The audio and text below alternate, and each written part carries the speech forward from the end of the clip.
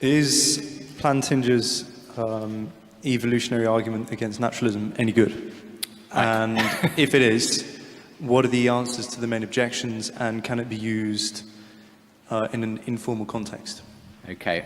Bill, do you want to comment on... Me? Yeah, well, the evolutionary argument against naturalism, could you first of all, in a nutshell, explain it?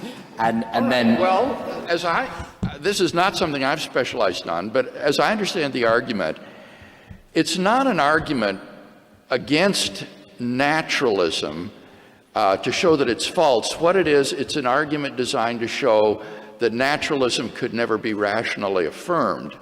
And the idea there is that if naturalism were true, then our cognitive faculties are not aimed at truth, but they're aimed at survival. And in order to survive, your beliefs don't need to be true. They just need to sort of get you through. And there could be any number of ways in which your beliefs could be false, but they would produce behavior that would have survivability value.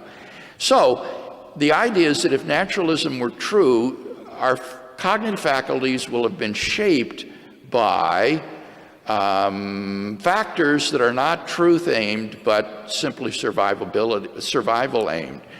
And that this should undermine our confidence in our cognitive faculties, that they really are producing preponderantly true beliefs. The probability is that much of the beliefs that we hold wouldn't be true, even if they help us survive. But then that would undermine our confidence in naturalism itself, because that is a conclusion of these same cognitive faculties, so that naturalism would be self-undermining.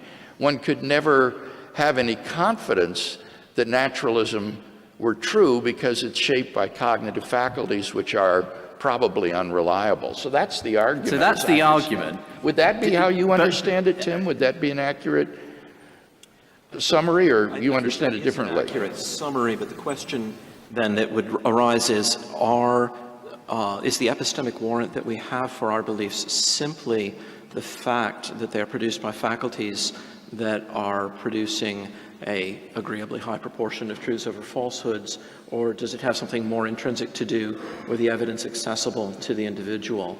And so, but actually, the way that you just put it does lead me to maybe modify my statement to this extent.